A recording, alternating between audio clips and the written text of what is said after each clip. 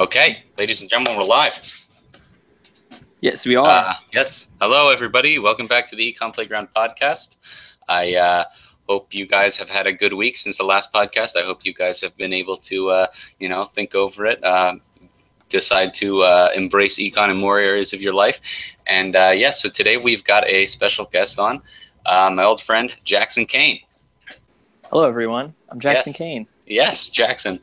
Jackson, why don't you introduce yourself? Tell us what you're up to right now. Okay. I am a sophomore at the King's College in New York City. I am a politics, philosophy, and economics major. Probably going to focus that slightly more towards economics. I am a bad fan of the Econ Playground because I have read it before and shared it before, but I fail to do it consistently. Oh, well. There's not that many that you're in competition with. So yes. And I'm currently starring in one podcast called the Econ Playground, and there's a special guest. So be sure to look me up there if you want. Yes, I'll provide a link. I'll provide a link in the description to the Econ Playground. Thanks so much. Yeah, I've known Jackson since like 6th grade or something. Yeah. Yeah, 6th grade at the earliest. We've been through many obstacles, trials, and celebrations together. We'll just say that. Like moderates. Yes. Moderates. Yes. Okay, so Jackson has a few topics that he wanted to bring to the table today. So why don't we just kick it off with that? Yeah. Well, initially, I was thinking about coming on, and I'm like, all right, what's something I can say that's actually cool and people will be interested in? So I came up with this cool supply and demand graph that when I was thinking about it today in ancient philosophy, I figured out that it's totally wrong and made too many assumptions. We've all been there. I'll tell you about I'll tell you about it briefly. I tried to do a crossover of politics and economics, and I'm not there yet. But I think before I talk about it, I'll tell you an even sadder story of my friend Andres, who I met him, and one of the first things we talked about in reference to politics is, he made the innocent statement of, I don't know what everyone doesn't like about Obama. I don't get it. I feel like he did a pretty good job. So from there, I knew I had a good amount of work to do. Okay. The boy came from a good place. Right. But come the end of the school year last year, I had convinced him that he should read The Constitution of Liberty by our very own Freddie Hayek. Top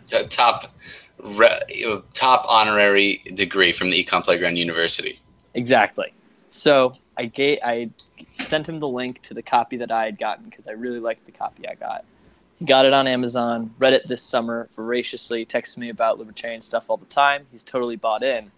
The sad part of this story is he went totally evil on me. A couple weeks ago, he sent me a link to an article about anarcho-capitalism telling me that statism was impossible. And so we had a whole funeral for him. It was really sad. It's the first one of these I've been responsible for. I've never turned someone into an anarcho-capitalist before, neither on purpose or by accident. So it was a learning experience for sure. I've definitely ruined that guy's life. But wow. Yeah. We learn from our mistakes. Yeah, I'd put myself somewhere in between minarchist and anarcho-capitalist. I guess what they often call it is like a market anarchist. So, yeah. I feel that. I'd say I'm somewhere in between. We don't need to get into it's too easy to bore people with the techniques of insider libertarian politics, which most people don't even realize exists. Yeah. So yes. Interesting stuff though. Andres will be in our thoughts and prayers. Yeah, absolutely. Yes. So, all right, the graph that I was thinking about. Yes. So I tried to set up this graph that explained why we see so much error and lack of quality in civil servants the bigger the government gets, which sounds pretty sexy, right? That sounds pretty sexy. Could you give us a definition of civil servant real quick? I was just picturing, this might not be the absolute correct way to do it. It wasn't politicians at all. It was like people who work for the IRS, the FDA, the EPA, that kind of guy. Bureaucrats, essentially. Bureaucrats, guys at the DMV, everything. Yeah. Yes. Yeah. So I was trying to think of how can I describe how bad of how the bigger everything gets, the worse of a job everyone seems to be doing. Mm-hmm. And I eventually came to the conclusion after figuring out that this graph is wrong, that I think it's just like so much error in one place, and I think it like ties into this idea of local knowledge that the government doesn't have. But I want to talk about the graph first. Okay. So I tried to set it up so that supply it's a standard supply and demand graph. Supply and demand are describing like the quantity and the quality of civil servants. So the x-axis is quantity and y-axis is quality? Yes. Okay. Or like even perhaps just the opportunity cost of not having them just working in the private sector, like not in the government, Okay. Interesting. Which I think fits better with the idea of price, but I don't think it fits as well with the message I was trying to come up with. Oh, okay. Interesting. So when I was first thinking of this, I was picturing a smaller government as having the supply curve sort of be shifted to the left more, which, as everyone knows, higher price, higher quality, And then, of course, bigger government being sliding to the right and dropping quality. Obvious to you how this doesn't work, but in case you don't, demand is also like pretty much the job openings here, and so demand has to shift for supply to shift. And so like everything else being equal, pretty much quality actually just stays the same because demand goes up and supply goes up. So it's like sort of ambiguous whether quality goes up, but quantity definitely goes up. So I go from there. I'm like, all right, so why doesn't it matter that, there's more people of the same quality in the government? Like, why do I think that's worse anyway? Because if they're not necessarily, if each person isn't necessarily worse as you hire more and more people, like McDonald's doesn't become worse. Customer service doesn't get worse as it expands the number of restaurants it has, right? Yeah. The burger doesn't get any worse every time they open a new franchise. But what occurred to me while Professor Talcott told us about Aristotle was that the raw number of mistakes is going up. And I'm thinking about like, all right, so, I mean, the same thing happens in private and public. Why do I think that it happens more often in the public sector, that we've got more mistakes per person essentially adding up when you add more people to the public sector as opposed to the private sector? Okay. And that like sort of led me down the road of like constitutional liberty, not constitutional liberty, something I read from Micro last year, which was like about the problem of like local knowledge and then scientific knowledge. Like there's all this technical stuff, but then you also like need the knowledge of the situation that you're trying to fix. Yeah. Which is what the people on the ground have, the people who are engaging with the market rather than the government. Yeah. Which I think is a pretty good explanation of why, like, okay, so maybe Joe from the IRS is just as good at his job as Joe from ExxonMobil, but the Joe from ExxonMobil has local knowledge, whereas Joe from the IRS has less or none at all. And they pretty much, I mean, government and companies have pretty much the same access to scientific knowledge as anyone. So that's like the big differentiator there is like, why do government workers make more mistakes, and why is it bad to have so many more of them? To be adding so many more of them is because they lack the local knowledge, whereas they could be making decisions in the private sector where they have the local knowledge and therefore making better decisions. Yeah. And fewer mistakes total. Mm-hmm. This is something that have you heard of the economist Joseph Schumpeter? No. I like his name though. He's the guy that coined the phrase creative destruction, right? And back in the 30s, yeah. And he had this big magnum opus called Capitalism, Socialism, and Democracy, where he discusses like tons of economic concepts. He was one of the first like economists of entrepreneurship, you could almost call him. Ooh. And I've been reading the section on democracy, where he's describing like a classical doctrine of democracy and how it's supposed to work. And this is like, that's the exact same thing that he's saying, is that different people when they do political thoughts, and when they do private, I don't know if I want to call it private, but thoughts that are directly related to them, it has a very, very different outcomes because of the kind of knowledge they have. They just assume that I don't know, knowledge about things in politics are going to have the same character as the things in their normal lives. So I don't know, you just, I don't know, I'm just going to look at the facts and then choose the best thing, just like I do everywhere else. But that's not exactly what you do everywhere else, and that's not necessarily going to work in politics. And so that assumption makes people assume democracy is the best, or to assume democracy is always going to create good decisions. And and about bureaucrats, the number one thing that I hear all the time from other economists who study public choice, and one of the biggest things that you'll even hear this in like lay politics, like people that aren't invested in economics, but it seems so obvious, is that one of the difference between a government actor and a market actor is that government actors aren't tied to the consequences of their decisions. Like we'd like to assume that if somebody does a bad job, they're going to get fired, but that's not necessarily true about the way that government agencies run. They're not taught. We'd like to assume that this agency, they make a dumb decision, and then the people realize the dumb decision, and then they all vote these guys out of office, right?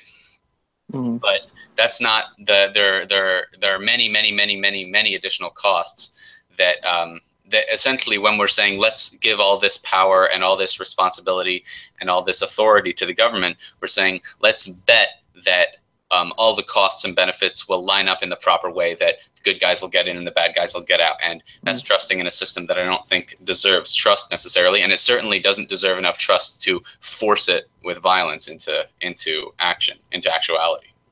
Yeah, it's a sort of like rational ignorance. We talked about it in Econ last year. It's like, I have no reason to know who my senators are, or who my governor is, or who my mayor is, and I have no reason to follow the rabbit trail all the way back from this bad instance, my wages going down. I have no incentive to track that all the way back up to find out, it's because this governor signed this bill, I'm going to change my vote, because ultimately, like, we make that calculus in our heads, as implicit as it sometimes is. We're just like, that's not worth it. I'm not pursuing that, because ultimately that train of pursuit really only changes one vote if you're doing the bare minimum. And if you're doing the maximum, like, I changed like 3 votes for president. That doesn't, there's no consequence, Yeah. And so for those of us out there that don't know the concept of rational ignorance in full, do you think you could explain it a little bit more in detail? Yeah, I mean, it's been a little while, but so my professor introduced it by, asking the class, do you guys know who your representatives are? Do you guys know who your senators are? There's one kid who got most of his reps. And this is like, at King's, we have a number of kids who you're like, all right, they're just going to go do their amazing thing. Like, he's the son of a senator. He's, he's already on his path. Yeah. So he knew, and everyone else was like, I think I know my governor, Yeah. I was like, Ed Rendell rings a bell, but I think he's old. So I think it's Tom. Pennsylvania's Tom Wolf. Yeah, it's Tom Wolf now. And I live in Virginia now, and I have no idea who I think I've heard names. I don't know. Right. Yes. Actually, I reason to know.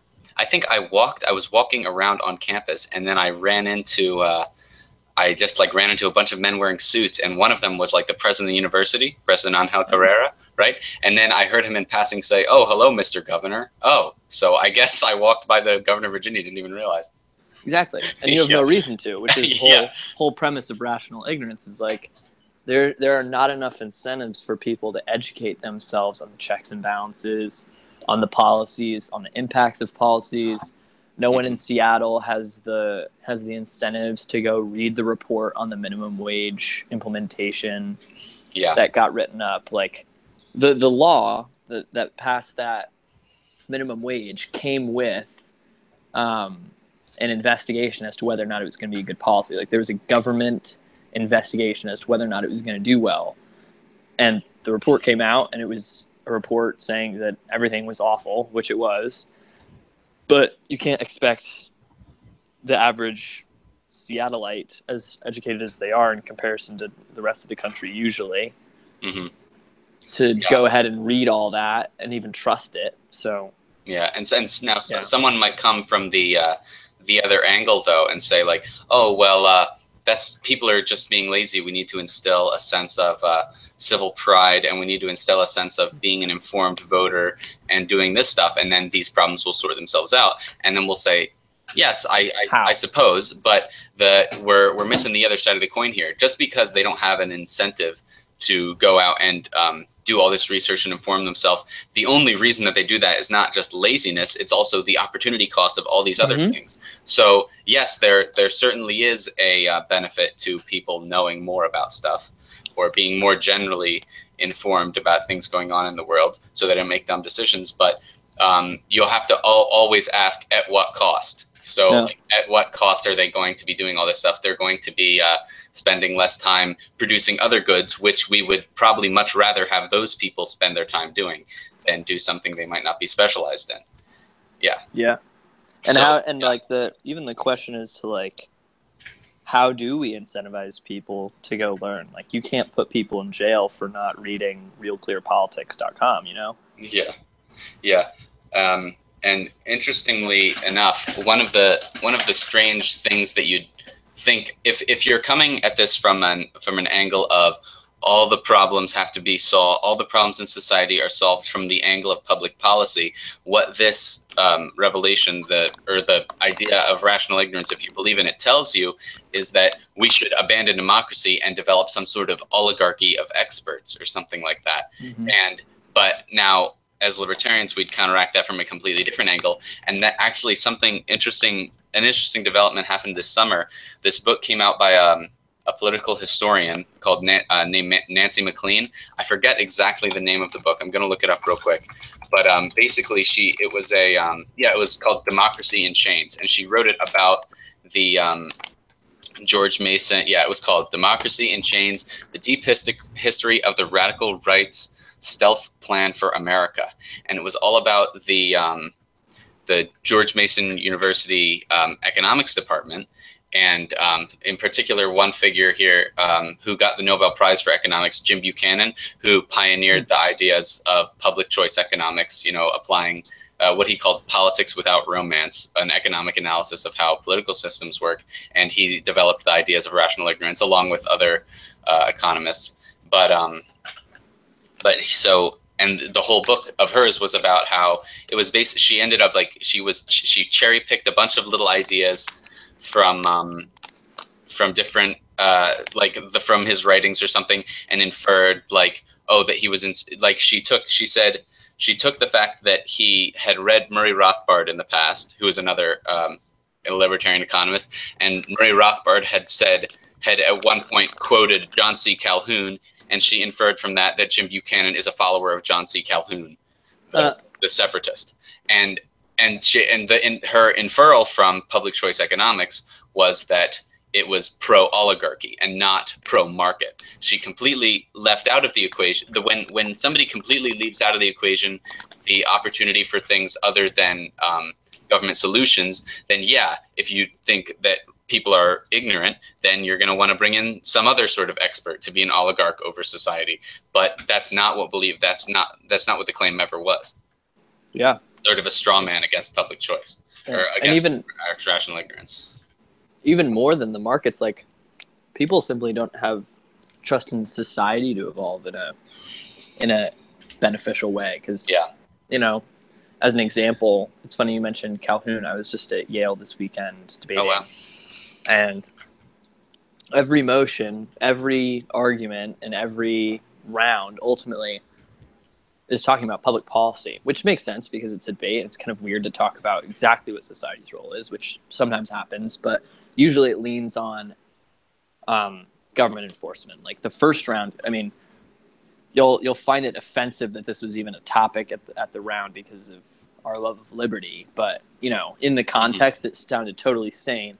It was something along the lines of, this house would force, given the technology is available, this house would force every couple planning to have a child to make it so that was a 50-50 chance of the mother carrying it or the father carrying it. So assuming we had the technology to make men pregnant, it would make you essentially do a coin flip whenever you're thinking about having a kid to see who was going to have the kid.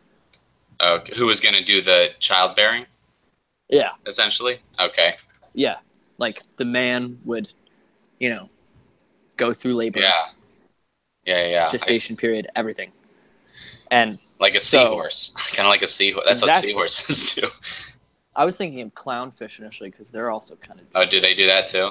Oh, that's interesting. Not exactly the same way seahorses do, but they're like, I think they all start out female or they all start out male. Yeah. And then whenever they need to have kids, one of them's just like, I'll switch, and then they like do the job for everybody.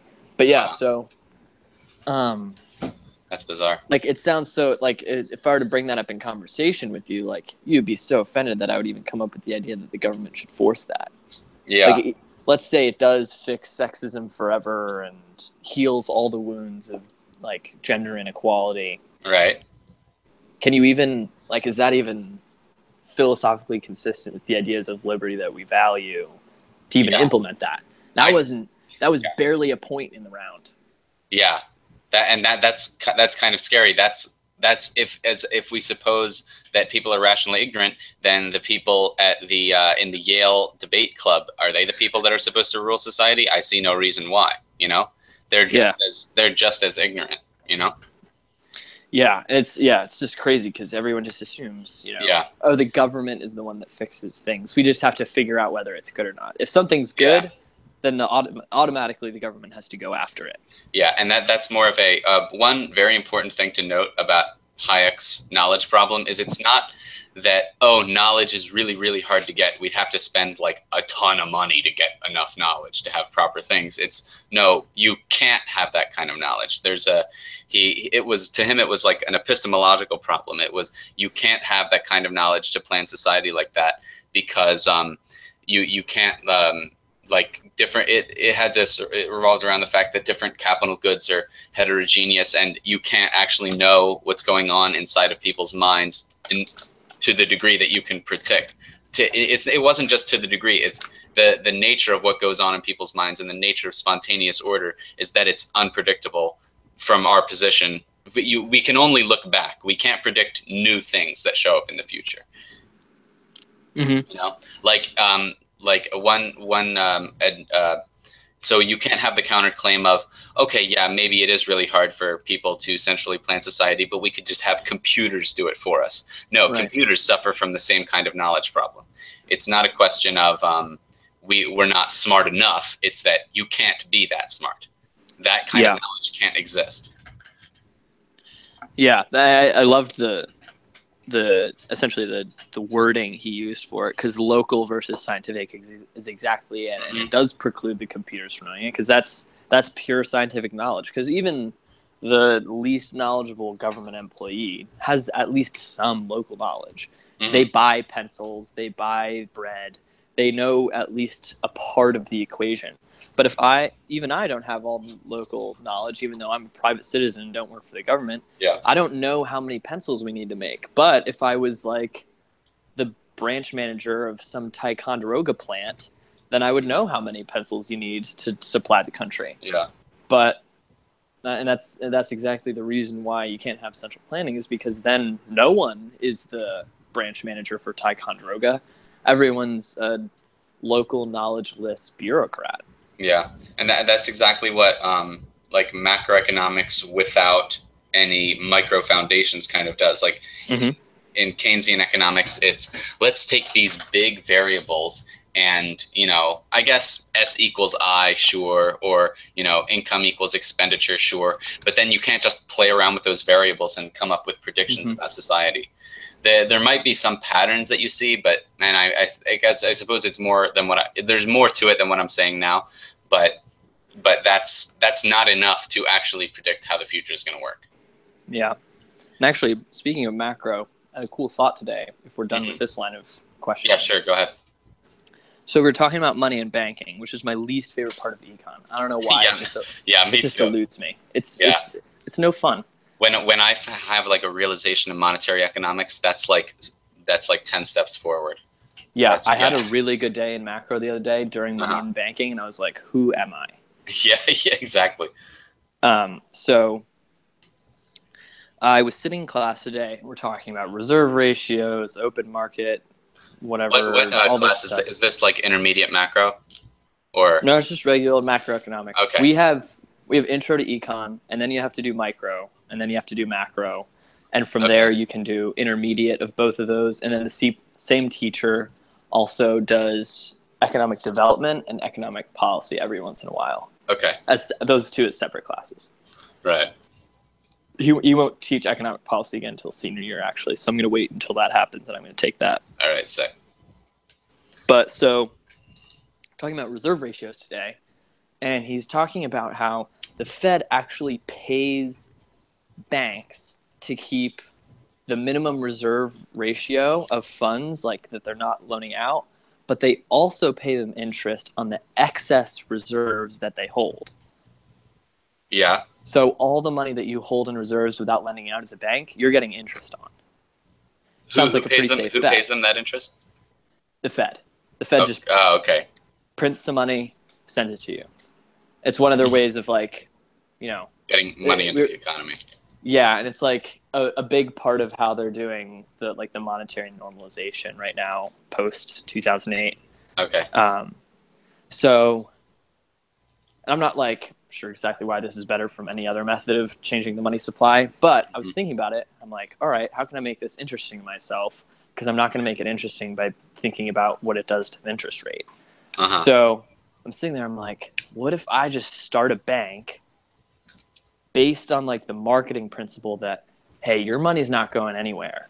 I know all these big banks, this is totally being facetious because I think it's good that banks lend out lots of money. It's good for the economy. Mm-hmm. But I think people can buy this idea of hey, we don't want our money flying out all over the place, being lent to this guy, all these gambles. Yeah. This is what happened to us in 2008. Get people kind of riled up. Yeah. And then be like, hey, listen, we're going to start a bank. We're not lending out more than 10% of our reserves. So we're going to keep a 90% reserve ratio. Yeah. So that 10% that we loan out, those are the safest loans we get, the best mortgages, the safest businesses. So those are getting the actual return on investment. That's where the real ROI is. No one's defaulting on that. Yeah. No one's going bankrupt off of these loans, whatever. Mm-hmm. So we've got this 10% of funds going to the most maximizing loans, but then we've got that 90%, which keeps our customers around loving it. And we don't have to give them that high of an interest rate because they love the fact that their money is always going to be there. We're pretty much impervious to bank runs at this point. Goodbye, Northern Rock. So I'm thinking about this. I'm like, this is amazing because I'm going to get paid interest on all 90% of those reserves. He didn't say that there was a limit on how much they paid on. I wouldn't be surprised if there was. We're not going to pay you past 50% reserve or whatever. Yeah. So I guess I would just set it at whatever that cap was. Yeah. If it exists. But I was just thinking about the appeal of that because there's some that's kind of the thinking that people have when they're like, oh, isolate, no free trade. We need to keep what we have here. We're not just sending our money off. We're not sending our workers off, whatever. The whole rationale behind don't send my stuff somewhere else would be really appealing to a lot of people, especially because every time the economy grows now, everyone's stressed out about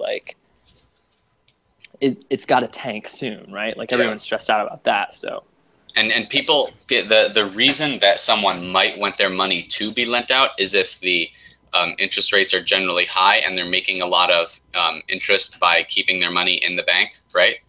By keeping their but right now interest rates are, so it would depend on what the interest rate level was at the time, perhaps the appeal. If the interest rate for normal loans was very, very high, for instance, they would definitely want it loaned out. Yeah, they would definitely want it loaned out just for that purpose. It might be more of a risk, of course, but and I think generally people aren't scared. People don't think about bank runs anymore because of the SEC and stuff that has been instituted. So much is guaranteed. Yeah, since the Great Depression, and this is something I can't ask it to you, but I ask it to maybe adults or people that have had major purchasing experiences. I guess that's what you call it. People that buy people that buy a fridge, right? Or I paid $20 for an Uber once. Oh, well, that's a pretty big investment, buddy. So for example, your parents, have your parents ever bought a refrigerator?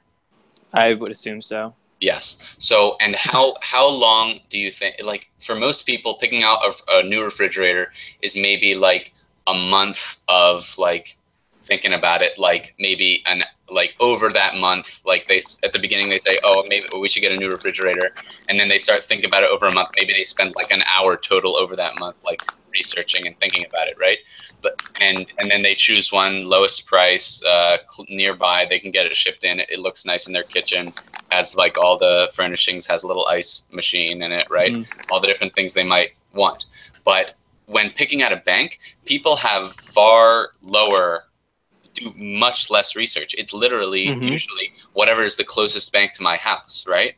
Or something like that. So it's very rarely do people spend tons and tons of time researching if their bank is going to handle their money well, because it's guaranteed in the end. So the market mechanism of checking on banks and making sure that your money is in a good place no longer exists, because it's insured up to $200,000 anyway. So as long as you're not insanely rich, most of your money, most people aren't checking on whether or not their banks are doing what their banks are going to be doing with their money, and that whole end of the market is gone. That whole market check is gone. Yeah, it's another kind of rational ignorance, except this one is like actively incentivized. Yeah, exactly. Yeah, that is interesting. Although, I don't know, because if you think about, pre-2008, I'm not one to characterize about a time where I was like less than 10 years old, but I mean, I can't picture people being much different. Like the average person probably wasn't big into researching banks, because it was pretty much already a given that like your bank has your money. There hadn't been like major bank runs since 100 years ago. Yeah, exactly, 100 years earlier. So it wasn't on anyone's mind. I think what you said is true to an extent. Like if Trump like abolished the SEC today and made a whole tweet storm about it, people would be freaking out and doing their research, but only for like 5 years. And then after that 5 years, no one cares. And then a bank run hits, and then people care for a little while, and then no one cares, Yeah. So to an extent, it's like trusting that the government has it, and like government guaranteed money is consoling, but so is like 5 years of silence. Yeah. So as much as I like to say that the market regulates that. Yeah, we'd need to see what happens. Yeah. It's but I wouldn't be I don't know. What would be interesting to study is how people dealt with their banks pre SEC, so pre 30s, before that, and actually before the Federal Reserve as well. So when because that was 1913, system, right? Yeah, when the private banking system existed still in the United States, and even then, the most states had their own reserve currency that they would lend out to banks and stuff like that. Like the green dollar bills that we have today have only existed since 1913. So it's very interesting. Yeah, money is a lot more complex than people think. But Bitcoin, dude, there's a kid in my house at King's. We have like this house system, and there's this kid in my house. He's a freshman, trades Bitcoin, drinks reverse osmosis water, which I don't know if any of your listeners drink that, but for anyone who does, I just want to throw this out there. I'm pretty sure osmosis is the same forwards as it is backwards. So if you're buying reverse osmosis water, this is free, by the way. Don't get it. Just don't. It's the same. It's the same thing. It's a bunch of balagna. Bunch of baloney, baby. Yeah. But yeah, so he trades it, and he's crazy rich. He's thinking about just dropping out because he's like, why am I here if I'm already rich off of Bitcoin, Yeah. Now, Warren Buffett did just say the other day that he thinks Bitcoin's a bubble. Didn't someone else say that too? Like Elon Musk? Or no, Elon Musk said that about AI. Someone else said it, though, recently. Yeah.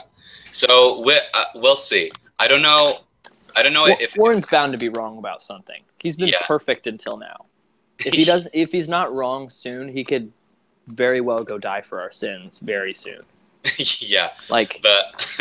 He's got to mess up soon. Yeah, if Bitcoin itself does happen to fail, I don't know if that would necessarily mean the death of cryptocurrency as much as it just mean Bitcoin itself, because people seem to be betting the long-term relevance of non-state currencies on Bitcoin. And I don't know if that's something that they should tie their hearts to, because Bitcoin could perhaps fail, but that's not the nail in the coffin of cryptocurrencies or non-state currencies in general. Well, maybe I think it's possible that it shouldn't be the nail in the coffin, but I think what you just said about people perceiving it to be the future. Yeah.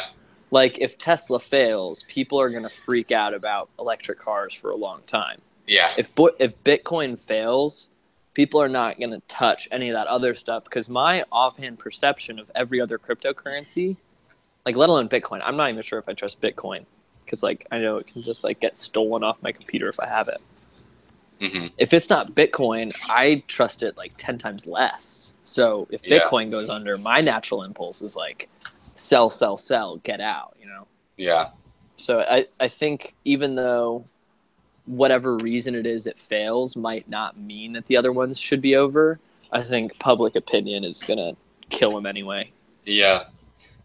Yeah, So we'll see. It's not and what's so great about this about the cryptocurrency and the fact that we can experiment with individual cryptocurrencies is it's not, okay, the American government comes along, this is our currency, we're going to deal with it in this specific way. If it fails, everybody in the entire world is screwed, Mm-hmm. If Bitcoin fails, only the people that decided to invest in it are screwed, I'm sure there's some residual stuff. I'm sure there is, but only the people, like, nobody it's not had big enough. Yeah, nobody had the choice to tie their heart to the U.S. dollar, whereas people had the choice to bet their life on Bitcoin. So there's a big difference there. And then since people are the ones that are betting their life on it, then whoever is setting up Bitcoin actually has the incentive to structure it so that people will continue to go towards it. Whereas the Federal Reserve, Janet Yellen can dip out her side hatch at any time and go live in a mansion. That's true. You think she'll get renominated? I have no idea. I have no idea. I don't know how Trump. I did hear that Trump said some bad things about her, but then as soon as he got in office, he started playing nice. Yeah, he said, oh, I'm a businessman. Interest rates are low. That's good for the economy. Like, it's good. But, dude, there's more than low interest rates in the world. Okay. Heaven is not low interest rate land. Heaven is normal, is proper equilibrium. Yeah. Yeah, boy. Yeah, baby. It is interesting to me though, how apolitical money in banking is. Yeah. And I think it has something to do with how inaccessible it is to like the average person. Mm-hmm. Like the first time I got introduced to free trade, I was like, okay, I can predict where most conservatives and liberals are going on this, depending on like how they're conservative or liberal. Yeah. Like union-loving Republicans are going to flock to isolationism and protectionism. Like business Republicans are going to flock to free trade, and then Yeah. But with money in banking, I'm like, sheesh, who likes contractionary and who likes loose? Yeah. I don't know. Somebody will like make up something about like Reaganomics. Like, I don't know. I hate when people start talking about Reaganomics or trickle down economics, because nobody except for like liberals that accuse conservatives of being trickle down economists like actually believe in that as a economic like set of ideas. Maybe you're referring to the Chicago school, but that's not what they believe either. Mm-hmm. It's very annoying. I don't know. I'm not even a Chicago school person. But do you hate Chicago? I don't hate Chicago. Chicago's a nice place.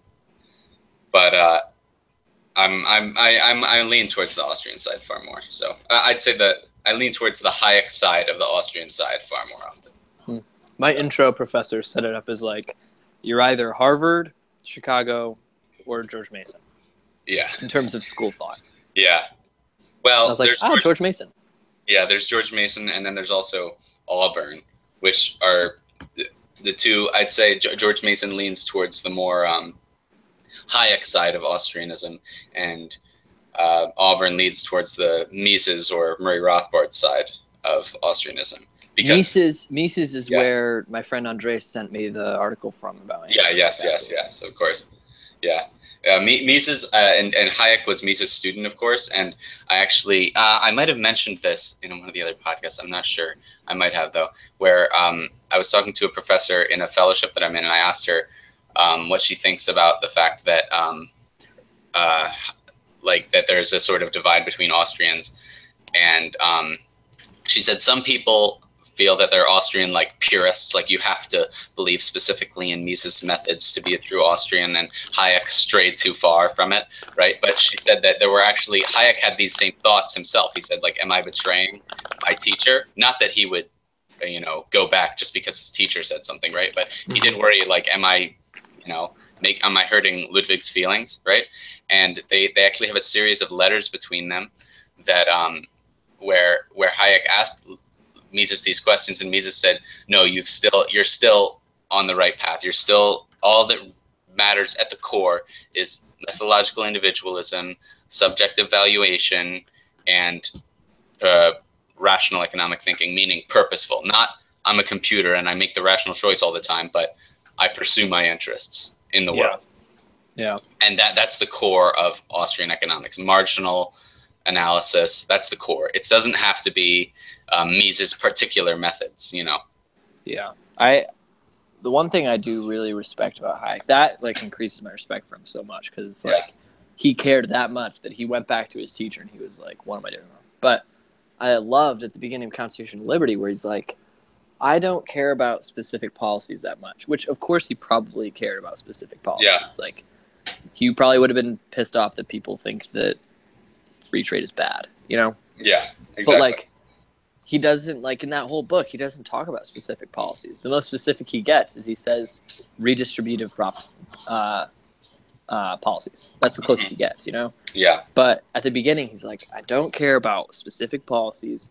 I want rule of law that can't be, executed arbitrarily. I want maximizing people's liberty, even if it means cutting down on some of them. If it, like making murder illegal restricts the liberty of killing people, but also maximizes the liberty of not having to be killed. Yeah.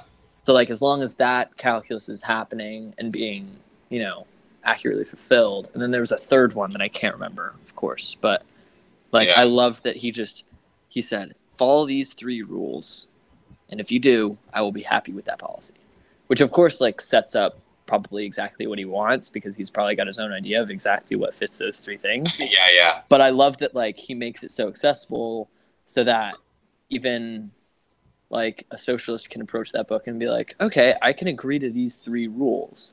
And then they can, either convert or come up with a bad solution for those. Like what you said there reminds me of like something that I'd call like the Plato trap, where Plato says like, oh, we should have philosopher kings. Oh, well, what is a philosopher king? Is it just like a smart guy? No, it's somebody who believes specifically in my theory of the forms. That's what he means by a philosopher king.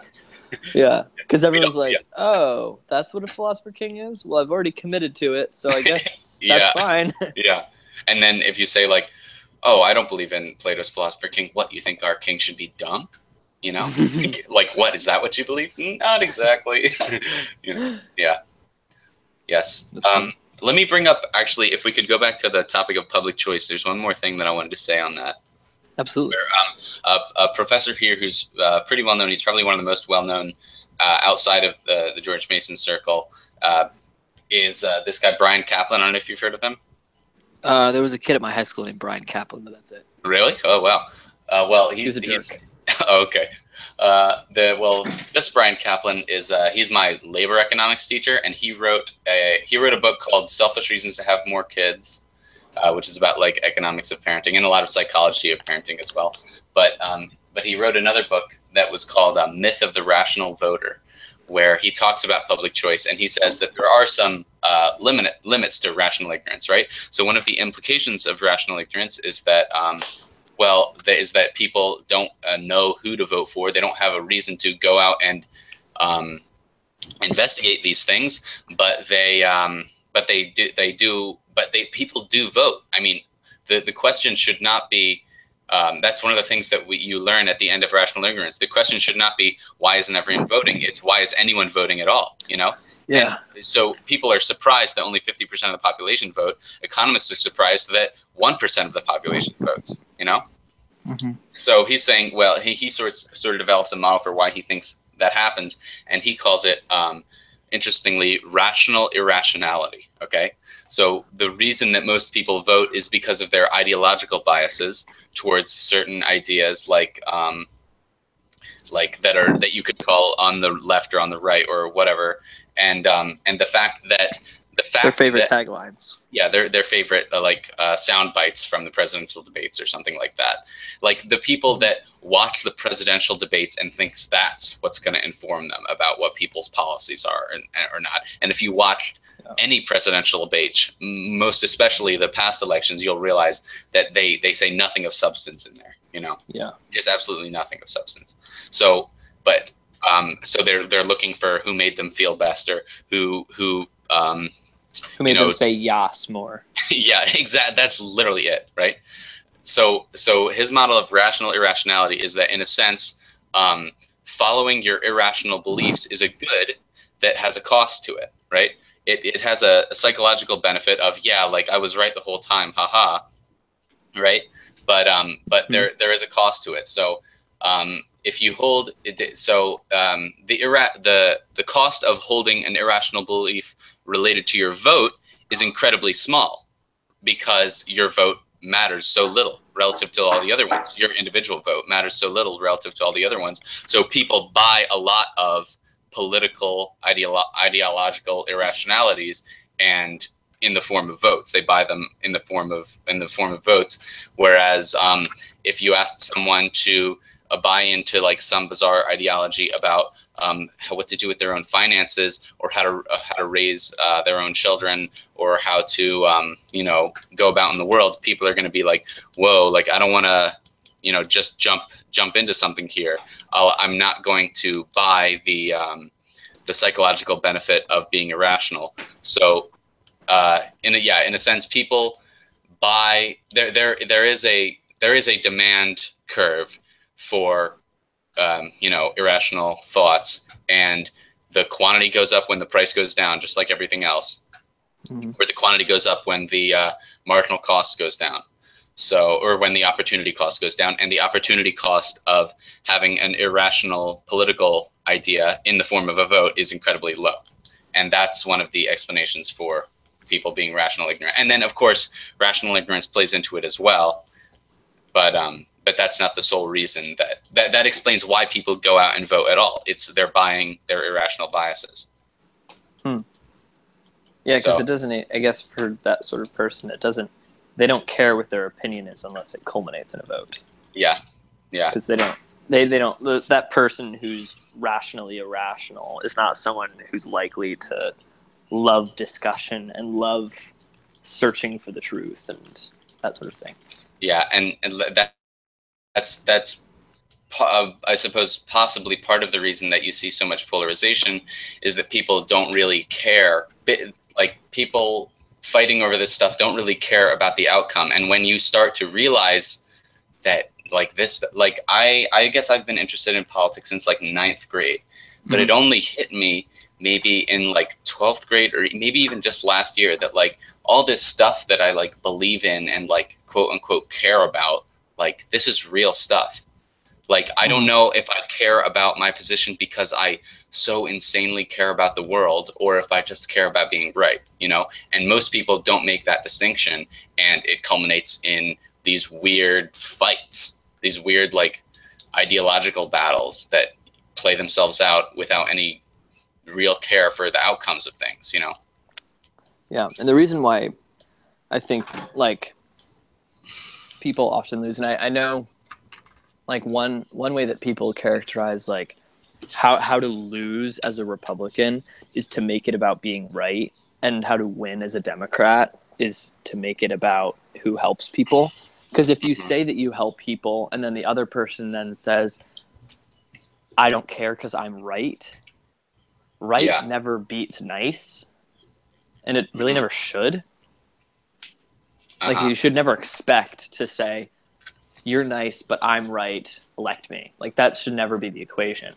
And the reason people tend to ascribe that dichotomy to, like, nice is Democrat, right is Republican. Mm-hmm. You know, obviously one of them is right about a certain policy, or maybe neither of them are right. Yeah.